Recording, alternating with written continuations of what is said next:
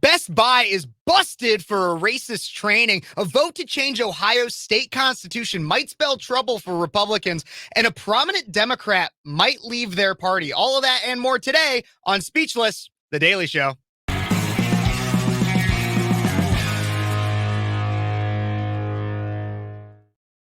Hey, everybody. Welcome back to Speechless, The Daily Show. I'm your host, Phares. Thank you guys so much for tuning in.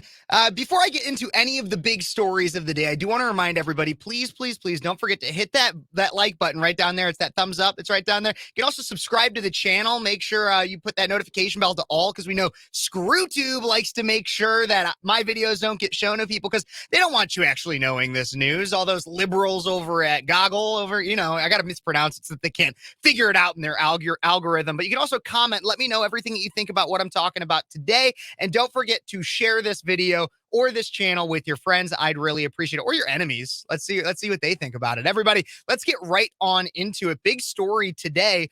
Best Buy needs the Bud Light treatment, everybody. Best Buy needs to become the next Bud Light. You need to see this. So stay tuned. OMG, O'Keefe Media Group, which is James O'Keefe's new investigative journalist organization, revealed some shocking internal documents from Best Buy. Let's take a look at these right now about their training programs. Yes, their training programs. I'm going to bring up. Okay, so we can take a look right here. Obviously, you guys might not be able to see it real well, but don't worry. I can let's try to zoom in a little bit here. It's not really letting me, but I can read it for you, everybody. You can go also look at these on Twitter or look up O'Keefe Media Group Best Buy, but it says, we are excited to announce an awesome news about the McKinley Professional Development Program. So they've partnered with this Leadership Academy program, McKinley, which, as a part of Best Buy's commitment to develop and support our employees, we've partnered with McKinley & Company to offer the McKinley Leadership Program. So in this, in addition to longstanding management accelerator program, there will be a 4-month course geared for people managers. Best Buy will have spots available in both the new McKinsey Leadership Program Essentials and the Management Accelerator cohorts. But let's look at what the candidates need to do to qualify for this. Let's look at that. So candidates for these programs must meet the requirements below. Additional considerations will be given to those who have active development plans. Okay, so here are the exact qualifications you need. Currently working in an exempt salaried role, have worked more than 1 year in the current role. Okay, makes sense. Then identify as Black, Latino, Hispanic, Asian or Pacific Islander.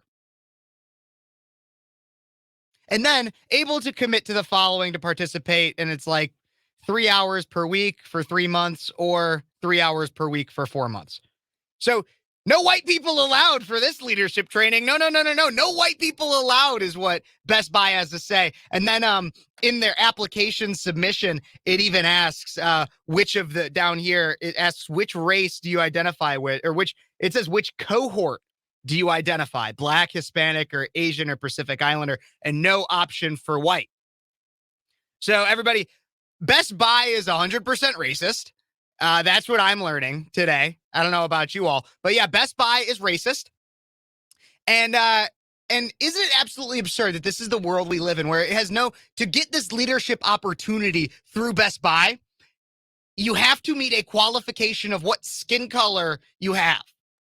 Or it even says identify. So I guess if I were to work for Best Buy in a management role, which I wouldn't be caught dead doing so, but if I were to, I guess I just identify as Black.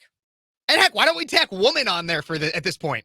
I'm a Black woman, everybody, so I can get a leadership position and role and training from Best Buy. That's what I am now. Well, somebody actually came out. I don't know if this is satire, but it'd be really funny if this is real. This is a video that a lot of people have been sharing on Twitter since this controversy started earlier today. And you just gotta look at this. This is shared to multiple Twitters, and we'll react to it together. But this is basically what Best Buy is doing. It's honestly, they might as well do this if it's not real. Take a look. Dear Best Buy, Piggy and I started a GoFundMe so I could relocate and join your management training program.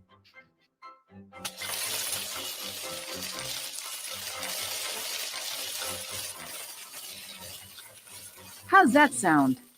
Sounds good.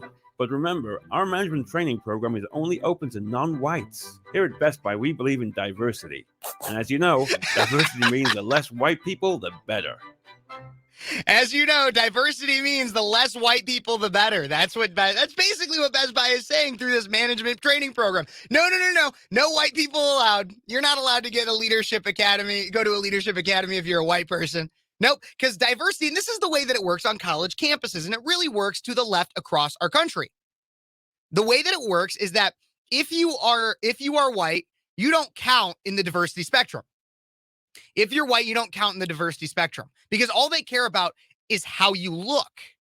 Diversity of thought means nothing to these people because here's the thing. In a leadership program, I've been to leadership trainings, and I'm not sure if this is exactly what Best Buy goes through, but in a lot of leadership trainings that I've been a part of, oftentimes it has you discuss different leadership styles, the way that you act in a group of people, the way that you might lead others, way that you might lead others.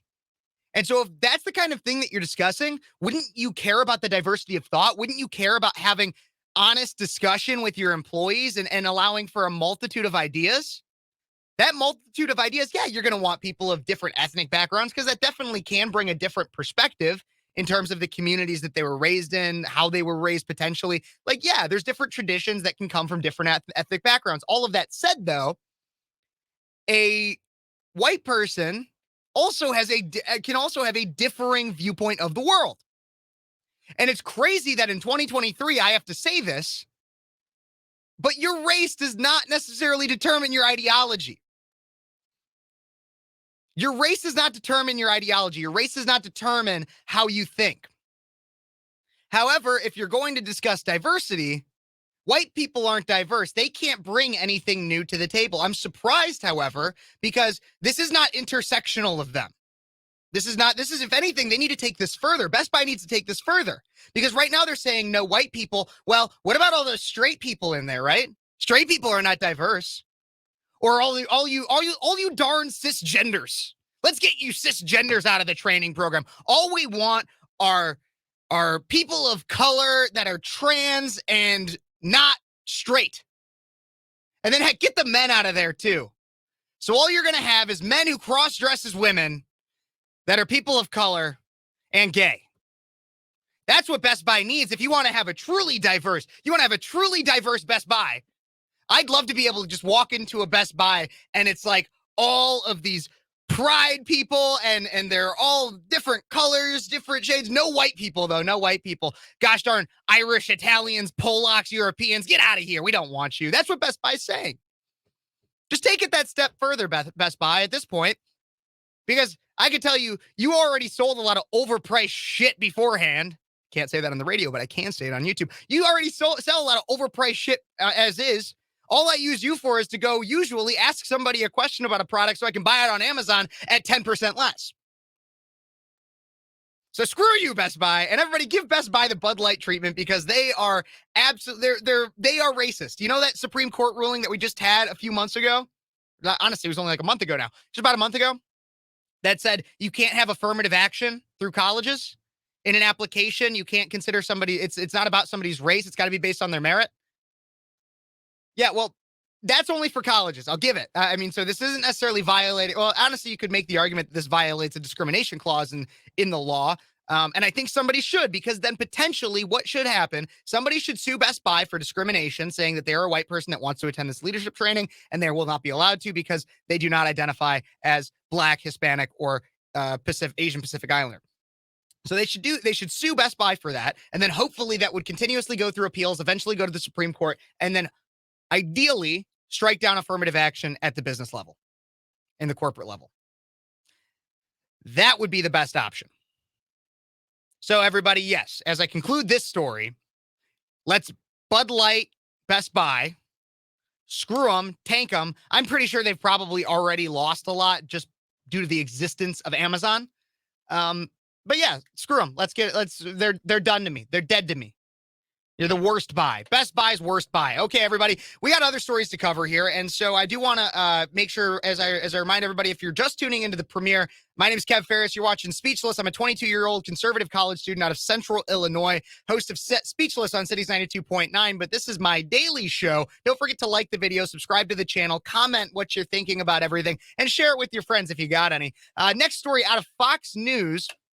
We're going to talk about this issue 1 in the state of Ohio. And you might not be from Ohio, but this will have implications on the future of our election, of our national elections and issues that could be on the ballot. So a lot of people are tying this into abortion. However, abortion was not on the ballot as Ohioans took to the polls earlier this week for a high stakes referendum.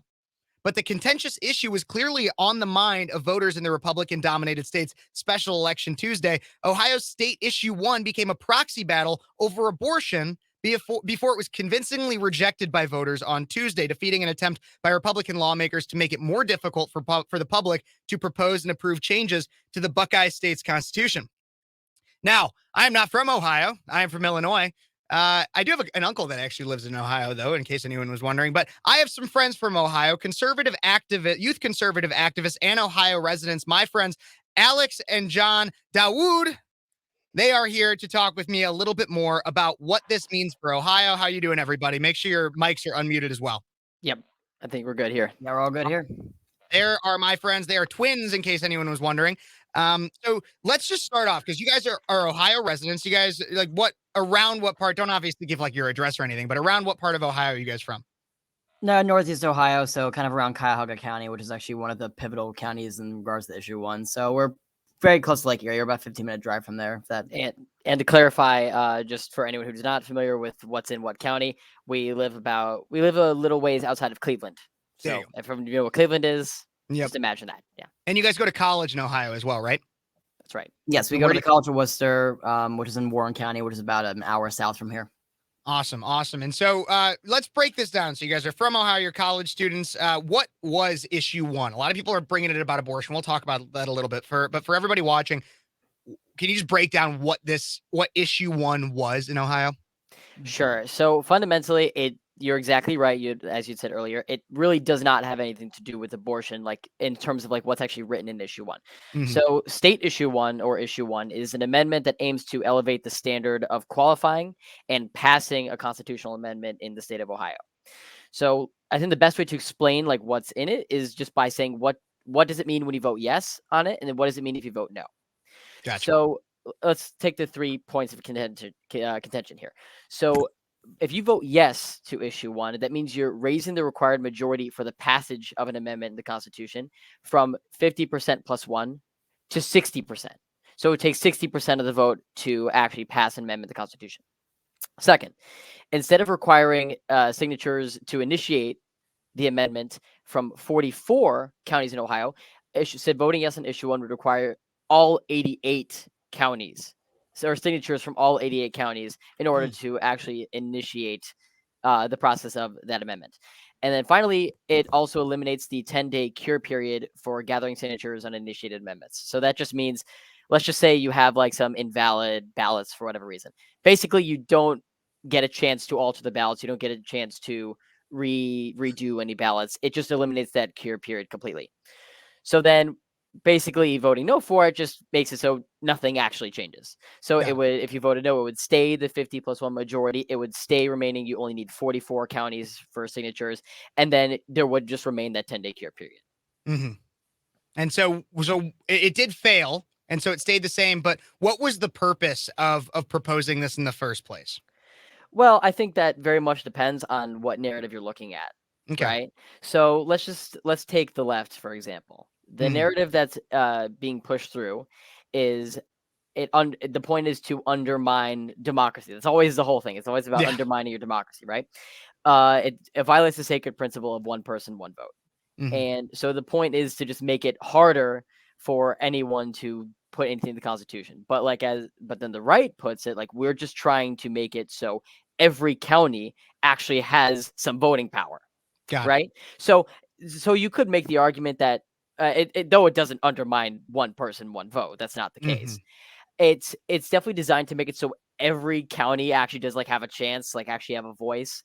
But then also it makes it so, we're not allowing like radical groups to come in and just easily change the Constitution whenever we want to permanently. So Yeah. this measure was put in place to make it so that doesn't happen, or at least we can mitigate it as much as possible.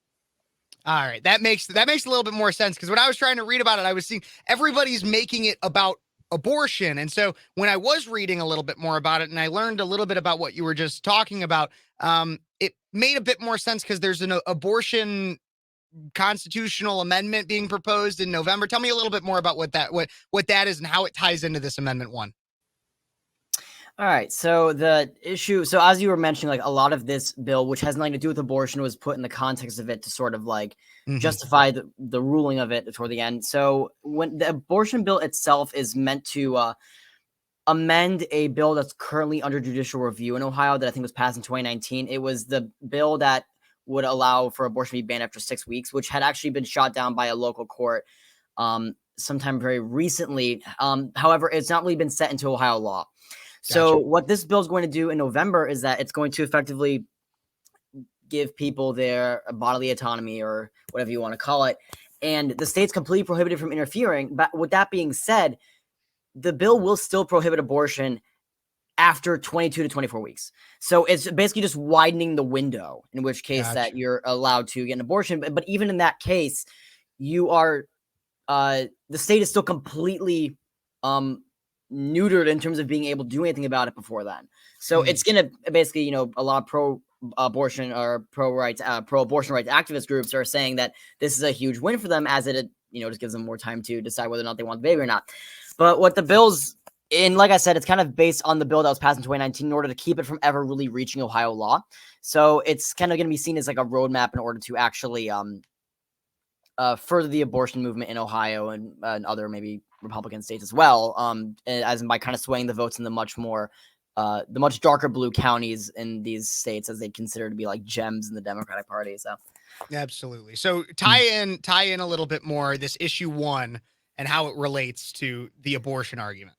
Well, I do want to sort of get into, before I get into that, sort of how the distribution of the result actually came out to. So Trump won Ohio at 53% in 2020, but the bill only made it to about 43% here. And so across all 88 counties, the distribution was about 43 for and 57 against. So the highest shoot down of the bill actually came from the county that we reside in, Cuyahoga.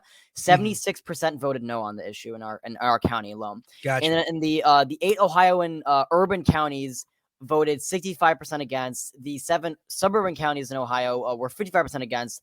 But then the remaining 73 rural counties were overwhelmingly positive for it. It was like 61% yes, 30% no, whatever maybe.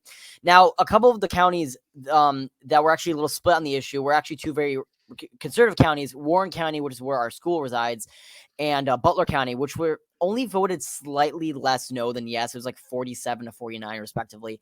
And the issue is that it did not split party lines at all. It was not a party issue. No, it's not all Republicans voting yes, all Democrats voting no. It was very split, especially in the very conservative and very rural counties. Like they weren't as definitive victories as was predicted at that point. So basically in 2024, what it means for the abortion bill that I've mentioned is that it's the same counties that probably voted no are going to have just as much power. And the main problem with that is that the GOP is actually very split on the issue, because that's there are a lot of I GOP, definitely wanted to get into that a little bit. Yeah, there are a lot of GOP candidates that that want to kind of further the issue on abortion, but then the others want to pivot and talk about different issues. So we could say that this is a referendum on what may happen in 2024, in the sense that if this bill was shot down, then it could mean that any pro-abortion bills to come after may be more likely to get passed or blocked, depending on what they're going for.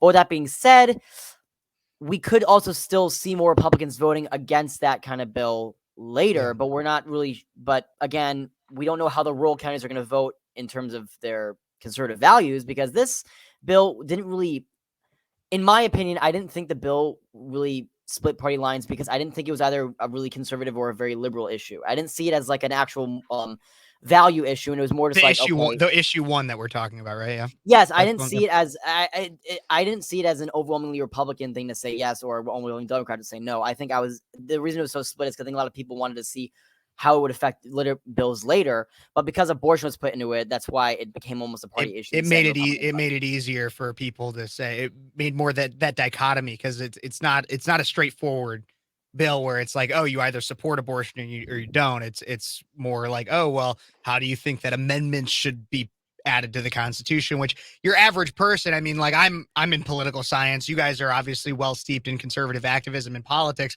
and so like we can understand it. But somebody who goes and works a 9 to 5 and then has to take care of kids in the evening, it's not as much of a simple thing to understand. Exactly. Absolutely. Right. Yeah. And if it wasn't put in the context of an abortion bill, I'm sure the voting would have gone somewhat differently. But Yeah. the whole point, the whole narrative was driven on the abortion bill that would come later. And that's what drove a lot of the voting. And a lot of the ads that I saw were mostly for no. And that came under the fire of the one person, one vote, but mostly in the bash against abortion rights. So that's where a lot of the narrative came into. So we in don't, terms, we're basically not sure what's going to come into. So it's so yeah, I got you. In terms of Ohio, at least, do you think that this abortion rights, the extension of how long you can get an abortion, do you think that'll pass? And based on what you saw in this, do you think that you'll likely see that enshrined into your Constitution in November? I think so. I think in some respect it's definitely, I think, more of a toss up, because I think like Ohio used to be much more of like Alex had mentioned before. Ohio used to be much more of a swing state, but then like after 2020 it became very deep red. So there's still a chance that like, I think it's now more of a toss up. I won't say for sure like Democrats have like now way more of a chance than they did before. It's very much like, okay, are we going to come out and actually vote on these issues more now that we know, hey, some of these counties, depending on how some people might read it, hey, now some of these other red counties don't have as much of a voice anymore, and that bothers me. So I'm probably going to go and vote against whatever new measure they might have, because that keeps me from having a voice and so forth. So I think keep in mind it's going to be more of a toss up, but I'm not going to say it looks bad just yet. I'm still optimistic. Yeah. Do you agree with that, Alex? I would say for me, it's also kind of a toss up, but I also recognize that this issue coming up is also more of a party lines issue. You're going to see a bit more of a trend in Republicans probably voting to block the bill, and then a lot of Democrats voting to pass the bill. And with that being said, I think in this case, a lot of the rural counties are probably not going to be as split this time on the bill. I think a lot of them are going to come out and vote overwhelmingly no for the bill to make sure that it's blocked. And the same counties that voted heavily no on the bill are probably going to vote yes on this kind of bill, the coming abortion bill. So I think there is a chance that the voters will probably turn out on this coming bill. But with that being said, I think when it comes to the rhetoric and then the advertisement for it, I think a lot of politicians are still kind of split on it, where I said, like, a lot want to focus on different issues, but then there's still one that really want to push forward the abortion bill to show why this needs to be blocked. And I think, like John said, it is a toss-up. I think, again, there will be more voters that are voting on party lines, but will it amount to the percentage needed to, say, block the bill?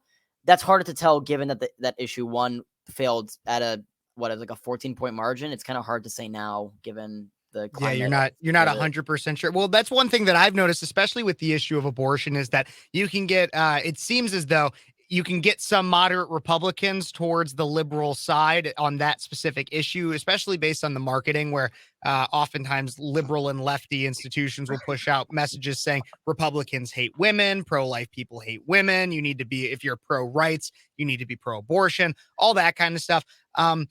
When we bring it to the broader level, in 2022, there was many people that claimed that the reason why there was not the red wave that was predicted was because of the overturning of Roe Wade and Democrat messaging on the pro-choice, pro-life issue, on the issue of abortion. What do you guys think? Ohio seems to be almost kind of like a test state for the abortion issue in 2024. You've left yourselves a lot of ambiguity on what you guys think will actually happen in Ohio. But how do you think the messaging, and again, I'm not an expert on anything. I don't have my degree. You guys we're all just college kids shooting the shit. But what do you guys think the Republican strategy should be on the abortion issue in 2024? Should they be more wishy-washy and back off, or should they go full force?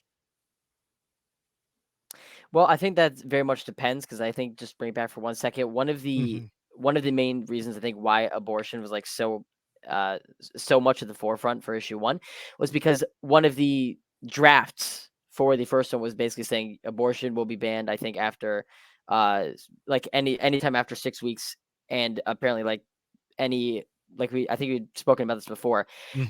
Any sort of, it also in some respect does not, that also includes if it endangers the life of the mother, or it has to be like very much like endangers the life of the mother. Yeah. And for a lot of I think Republicans, maybe like moderate ones, that could very much be a turnoff, right? Yep. So I think like if the Republican Party is going to go full force on abortion in 2024, they should also make it clear like they should Define be very, their very terms. they should very, very much define their terms, right? Mhm. Like, don't get me wrong, like saying like, protecting the mother, protecting the child, that's great. Like of course that's what we want to do. But then we should definitely be very much more concrete and say, this is what we mean when we say, we're not just saying protect children, protect the mothers. Like we want to say why it is. And we understand that, like, we understand there are circumstances, but we're still very firm on protecting life. So if they can at least iron out those terms, then I am confident that if they go for full force, they can succeed. Gotcha. I will Alex? follow. I will follow up that as well. I think there is a big emphasis on the rhetoric, and I'm not like the huge on like the over fetishization of like semantics and all that. Like I kind of get why that's in some cases is very unnecessary. But I think in the context of abortion, the issues like when it comes down to the legislation, I don't think the sometimes the wording or even the rhetoric promoting certain bills has always been very good. There was a board of gynecologists that I believe wrote some sort of draft on about the bill before it like issue 1 was starting to really become like a huge issue, and it was something about like ectopic pregnancy, which is not exactly an abortion. It's just a medical procedure where the only way that it would be carried out is if the placenta ruptured. Yep. And that's not. And the other thing, because the other thing, it's really scary. And the other thing about an ectopic pregnancy, it's a hard word to say first. Second is the fact that it's when a pregnancy takes place, or not really a pregnancy, it's when an egg is fertilized outside of the uterus, which is not like that. There is 0% chance that will be a human life, that will be a survivable human life. And so that's why many people do not consider it abortion. However, your lefties will continuously try to say that that's the reason why we Republicans want to endanger the life of the mothers, because they won't allow for abortion of ectopic pregnancies. Well, it's not even technically considered an abortion because it is not the removal of a viable fetus. It is the removal of a fetus that will not survive, just to clarify. But you can keep going too. I just want to make sure everybody who's watching. We've spoken to actually various physicians, including a couple of OBGYNs that we know. And a lot of it comes down to that there are some of these things that are just medical procedure. It doesn't matter what the legislation is. Some things are just done because they have to be done. So a lot of this idea that abortion be completely banned across all fronts in every form, whether it's actually an abortion or not, that's a lot of that stuff is not actually going to change, because some medical procedures are just going to have to still be performed the way they are because they've always been that way. Legislation can't affect the way, like, especially if it comes to endanger life of the mother. Some pregnant operations are just done because that's how the laws are set in the medical institutions. So even some of these bills can't actually, with the poor rhetoric that they can't actually fully enforce the rhetoric as it's written.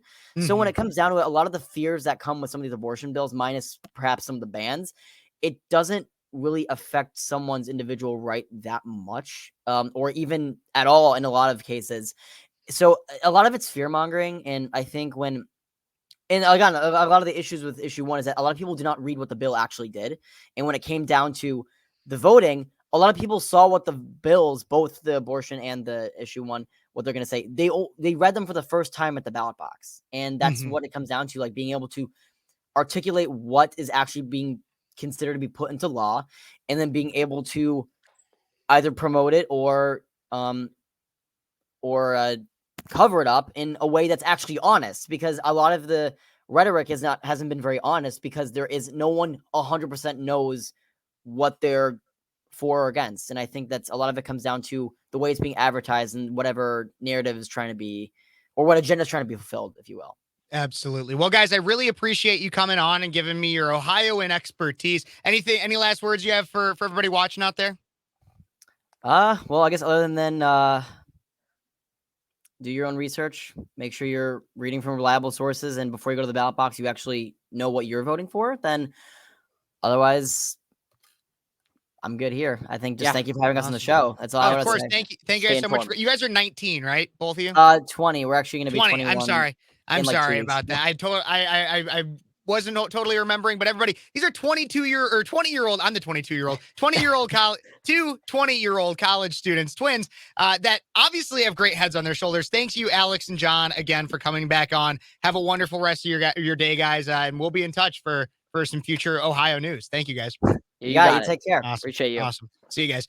Okay, guys. So those were obviously my friends Alex and John from Ohio. Did an amazing job laying out exactly what Ohio issue 1 was, why it failed, and then what are we going to see in the future from Ohio in terms of abortion and at a national level in terms of what we should be doing. I asked Alex and John regarding their opinions on whether or not Republicans should back away from the issue or should go full force. What do you guys think? Leave me a comment. Should Republicans be unapologetically 100% pro-life, or do you think that could affect their electability in terms of our 2024 primary and general elections? What should the Republican and conservative strategy be? Even if you're a Democrat, what do you think Republicans should be doing if they want to win? Try to put yourself in that shoes. But everybody, as we move on to this next story, don't forget to like this video, subscribe to the channel, and again, leave me a comment and share everything else. But we're going to move on. Another kind of medical discussion. The American Academy of Pediatrics is reconsidering gender theory and gender affirming care. Out of the Daily Wire, the AAP, again, the American Academy of Pediatrics, has announced a review of gender affirming care for gender dysphoric children in a win for those who have long called for such a review. So as I go through this article a little bit, I want to explain here's exactly what gender affirming care is. So gender affirming care is if somebody, or this could happen to any age group, but specifically the Psychiatric Association or American Academy of Pediatrics, is talking about is for children. If a child comes to you and says, I believe I'm a woman, even though it's a little boy, gender affirming care is, oh, well, if you believe you're a woman, little Timmy who wants to go as, I don't know, Tammy. If Timmy comes and says, I'm Tammy, then right now, under the gender affirming care standards, you could dish out that kid hormone pills. There's in some cases, people are getting facial reconstructive surgery, making sure they have puberty blockers, everything like that. Now, the American Academy of Pediatrics is going to review that standard. This is a big win for conservative. The country's leading pediatric professional association said last week that it will conduct a, quote, systemic review of the evidence around transgender medical interventions for children. Such interventions can include puberty blockers, cross-sex hormones, double mastectomies, the removal of the breasts to make girls appear more masculine, and sometimes even genital surgeries for older youth. The AAP authorized the development of a, quote, expanded set of guidance for pediatrics based on a systemic review of the evidence, the group said in a press release on Friday. That must have been last Friday. However, AAP leadership also reaffirmed their confidence in current guidelines and said they remain in the best interests of children, saying, quote, the decision to authorize a systemic review reflects the board's concerns about restrictions to access to health care with bans on gender affirming care in more than 20 states. The AAP opposes any laws or regulations that discriminated against transgender and gender diverse individuals or that interfere in the doctor-patient relationship. So as we go through this, we're learning the AAP is still going to be a little bit woke.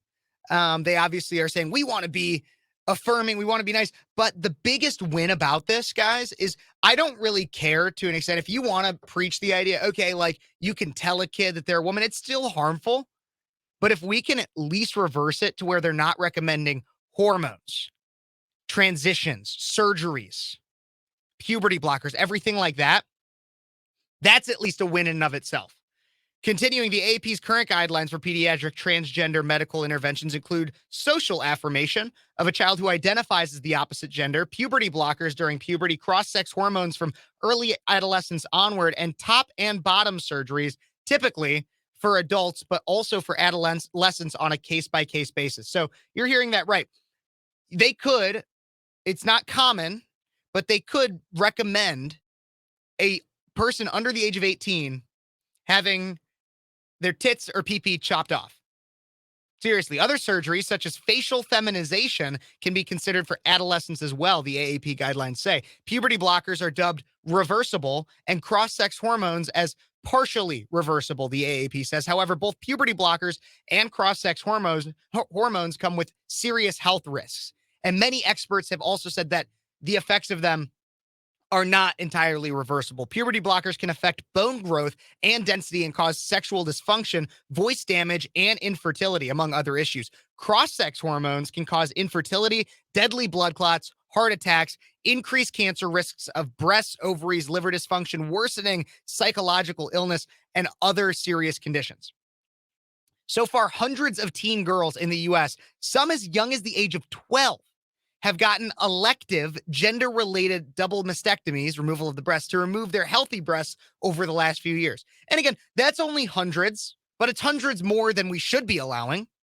Meanwhile, it is more popular than ever for youth to adopt new gender identities. An estimated 300,000 minors aged 13 to 17 identified as transgender as of last year. This review could spark change and reduce the liberal stranglehold that exists in the gender-inclusive medical guidelines. This review could also reflect well for not only conservatives, but children as well. Again, if we're able to make it so that they can't get these life-altering surgeries at a young age, that could genuinely save lives. It could genuinely save lives and work off the social contagion that's currently happening. Again, as it said here, an estimated 300,000 minors aged 13 to 17 identified as transgender as of last year. Well, you want to know why that might be? It's because we currently live in a society that has pushed this idea that it's cool to be gender inclusive. It's cool to pretend you're the other gender. You're going to get a lot of attention if you're the other gender. When I was younger, it was suicide, right? I had friends that killed themselves. It's incredibly sad. It's very depressing. It's very hard on not only the people that surrounded them at school, but also the parents. It's very difficult. And so when I was younger, there wasn't as much about this whole gender stuff. And this was only 5, 6, 7 years ago that I'm talking about. That wasn't the social contagion hadn't reached that. There were some people where it was identify as LGB, as gay, and that'll get you more attention. Or suicide, threaten to kill yourself, which is awful. It's awful, and I'm heartbroken for those of my friends that actually did, and their families especially. I firmly believe that suicide is one of the most selfish acts a person can commit. Period. But my point being is that that's what a social contagion is. If you see somebody else do something and get attention for it, and you are an attention-seeking adolescent, which I'm telling you, as a former adolescent recently, almost everybody in that age group is in some way attention-seeking. At some point, they got all this BS drama and all this other stuff. You're going to be attention-seeking at some point at that age group, and it's very easy for a kid to just say, hey, I'm going to start wearing a dress because that's going to get people to look at me. It's going to give me the attention. And so then they start wearing the dress. And then if you have a progressive parent, if you have a parent that doesn't have common sense, because a smart parent would just be like, take that flipping dress off, Timmy. You gotta go to school and wear jeans and a t-shirt. Be normal. That's what my parents would have said, and I would have thanked them for it. But if you have a progressive parent, it's like, oh my gosh, I have a trans kid. Nowadays, having a trans kid, why do you think people are doing like the theybies, where they're not going to conform to having a gender for their baby? They're going to let them pick it when they're 4 or 5 or whatever the heck. People are actually doing this stuff. The reason they do it is because having that is like a ticket to do whatever the hell you want. I've played a clip on this show before. It's from Family Guy, and it's like they go up. The bartender goes up to a trans character and is like, "Excuse me, ma'am, there's no watching porn at the bar." And the trans character goes, "Oh, it's okay, I'm trans." And the bartender goes, "Oh, I'm sorry. Do whatever the hell you want all the time." Because that's kind of how society treats trans people right now. If you criticize them, you're canceled. You're canceled if you criticize the ideology at all. And if you try to get, if a trans person never does anything wrong, the left coddles them because they're so discriminated against. They're so discriminated against. I'm sorry, but when you're telling me that I have to alter my language and alter my beliefs to conform to your worldview, who's the one that's being discriminated against? Just saying. So again, we could, the fact that the American Academy of Pediatrics is reviewing this is overall good. Now, eventually we're going to have to work on the idea of getting rid of the entire thought of gender affirming care, because we don't want to entertain delusion and entertain mental illness. However, it's a win if we can make sure that they're not pushing for puberty blockers, surgeries, etc. Everybody, if you're just tuning in, I'm your host, Kev Phares, 22-year-old conservative college student on Cities 92.9 and YouTube. Don't forget to like this video if you like what you hear. Comment. Let me know what you think about everything that I'm talking about. Share this video with your friends and subscribe to the channel if you haven't already. But up next, my final story for today, Senator Joe Manchin. You guys might have heard of him before. He's made a lot of headlines recently as being a unconventional Democrat of the 21st century. He said today, Thursday, that he is seriously considering becoming an independent and lamented the Washington Democrats' brand and saying that it's become bad. I have to have, he said, quote, I have to have peace of mind, basically. The brand has become so bad that the D brand and our brand are basically the same. Manchin told West Virginia Metro News talkline host Hoppy Kershavel. In West Virginia, the D brand, because it's the national brand, it's not the Democrats in West Virginia, it's the Democrats in Washington. Manchin has been asked several times, again, this is all out of Fox News, Manchin has been asked several times in the past about a possibility or a possible party switch, particularly after helping kill off key pieces of President Biden's progressive agenda like Build Back Better. He never ruled it out in all of his interviews. On Thursday morning, however, he said specifically, I would seriously think about becoming independent. Of course, why wouldn't you? Why wouldn't you consider leaving? He talks about how the Democrat brand and the Republican brand and their brands, right? The Democrat brand, here's what the Democrat brand stands for. And so Joe Manchin was elected into office, into this senatorship in 2010, I believe. Correct me if I'm wrong in the comments, but I believe it was 2010. So he's been in it for a very long time. And he was likely into Democrat politics even before. And this guy's in his like 60s. I believe, maybe late 50s at the earliest, but I believe he's in his 60s. So he's likely been steeped in Democrat politics since at the latest year 2000, I'm willing to bet. If he was a senator in 2010, he's had to have been in politics for at least 10 years before that, usually. And the Democrat Party of 2000 says some things that I also say. If you go back to the Democrat Party of 2000, 2001, they're talking about the military-industrial complex. They're talking about big pharma exploiting the people of America, because the Democrat Party of 2000, 2001 was much more populist. Now, it was liberal lefty populist, but it was populist. It actually cared about the American people and the people themselves. It wasn't elitist. Now the Democratic Party is elitist. You have a party, the elitist Democrat Party, that stands for stealing your money to give it to Ukraine. Democrat Party of 2000, 2001 wouldn't do that. They stand for the mutilation of children while denying basic biology. Democratic Party of 2000, 1999 wouldn't do that. They stand for abolishing the police while easing punishment on violent criminals. Democratic Party of 2000, 2001, at least they wouldn't want to abolish the police. They'd still want to support the police. The criminality thing they might still support. They also believe that today, and they still kind of believed it back then, was putting someone's race, gender, and sexuality before their merit as a human. Now, it's become much more extreme, though, today than it was back in 2000, 2001. And another one is they fearmonger over the climate. Now, to be fair, Al Gore of 2000 was great at telling us about fear-mongering over the climate. And I have an inconvenient truth for all of you. Al Gore was wrong. Alexandria Ocasio-Cortez is wrong. Greta Thunberg is wrong. The world's not going to end in 12 years. Now, should we be concerned with the environment? 100%. But the world's not going to end like they all say it will. There's a litany of other issues that the Democrat brand represents. So, of course, the D brand is bad, as Joe Manchin would say. And I'll also recognize that the R brand also isn't the best. We have corrupt politicians, like obviously corrupt, if not just mentally unfit, mentally incapable politicians that are pretty high up in this party. Mitch McConnell. We have non-conservatives that claim to be Republicans, but almost never vote with conservatives, side with Democrats as much as they do Republicans, if not Democrats more, like Mitt Romney or Liz Cheney. Liz Cheney's not elected anymore, but you know what I mean? Like, yeah, so the R brand isn't amazing either. No one's perfect. We got some wackos in the Republican Party, too. I'm not going to name names. You might like some of them, but I believe that there's some wackos out there.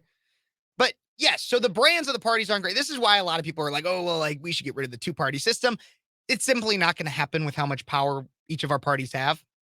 But I think it'd be interesting. But at the end of the day, when it comes to both the brands, the Democratic and the Republican, at least for the Republican Party, when you look at the platforms, at least what's written on paper about these two parties, the values are there. The values of the parties of the Republican Party are there. The Democrats, whew, like I said all those key policy points that they support. Are the values really there? I don't think so. But I want to. I'm willing to bet that Joe Manchin will become the next Tulsi Gabbard. What I mean by that, Tulsi Gabbard obviously left the Democratic Party, became an independent. However, I will also admit Joe Manchin is much less attractive than Tulsi Gabbard. And I'm pretty sure most of you would agree with me on that one. He is. That said, while this is something I said with Tulsi too, back when she left the Democratic Party. I said this on my radio show before I had YouTube or anything. This is something I firmly believe is we should only promote these people when they leave the Democratic Party, when they claim they're not Democrats anymore. We should only promote these people on the basis of them being free thinkers. That's what I would praise them for. Because at the end of the day, they're still not conservatives. They're not. We should only promote them on the basis of being free thinkers, for leaving the Democratic plantation and saying, "Hey, I'm not gonna subscribe to like a lot of that crap." Because Joe Manchin is also saying that he's not a Republican, he's not a conservative. He's claiming he's an independent. So we should praise them for getting off the corrupt bandwagon that is the Democrat Party. We need not promote Manchin, because a lot of people did this with Tulsi. We need not promote Manchin as if he's some conservative icon. Again, a lot of people did that with Tulsi. Tulsi was getting invited to all these conservative things and talking about policy. No, the only thing that Tulsi Gabbard was great at, besides yoga videos on her Instagram, was that she was promoting being a free thinker and saying you don't have to exist in the box that they set for you in terms of ideology. So we don't need to promote Manchin. That's just, if he's going to leave, he keeps talking, he's saying like he's going to leave. If he is, just be weary. And we don't need to, and just, good for you, man. You're a free thinker, but he's not the next conservative icon. They being Tulsi and Joe Manchin, are independents, not Republicans, not conservatives. And as of today, Joe Manchin is still a Democrat, not yet an independent, at least in terms of the way that he identifies, because he was asked about it. So what do you guys think, though, about Joe Manchin? What do you think about the American Pediatric Association, American Academy of Pediatrics? Keep messing it up. There's a lot of different AAP, AARP, APA. It's a lot of crap. But I always forget them. But what do you guys think about that? Leave me a comment about all that. Best Buy at the beginning, about Ohio, my good friends John and Alex. Thank you guys again for coming on. They were great, honestly, very well researched on everything. They were amazing. So let me know what you guys think about all that in the comments. Don't forget to like this video. I'd really appreciate that. Like this video and hit that little thumbs up. Check out some of the other ones. They're going to be popping up on the side of the screen here. Subscribe to the channel. Hit that notification bell. Hit it to all so that ScrewTube doesn't keep shadow banning me like I know they sometimes try to. And then share this video. If you really like anything you saw, share this video. Share other videos on my page on your Facebook, Twitter, Instagram, wherever you want to. I'd really appreciate it. And tag me. I got all my social medias right up there. You can go follow me wherever the heck you want. And if you're feeling so kind, or you have the means to, I also was recently monetized. You can send a super chat. You can send a thanks thing or anything. I don't know how all of it works, but I'd really appreciate it so I can keep updating my equipment and everything. You can see I got my 2 little cameras there, and I have a lot of fun trying to make sure that I'm bringing you guys the best content possible. So don't forget to like, subscribe, share, and leave me a comment, all that kind of stuff. And thank you guys so much for watching Speechless today. I'm your host, Kev Phares. Thank you for watching Speechless, The Daily Show.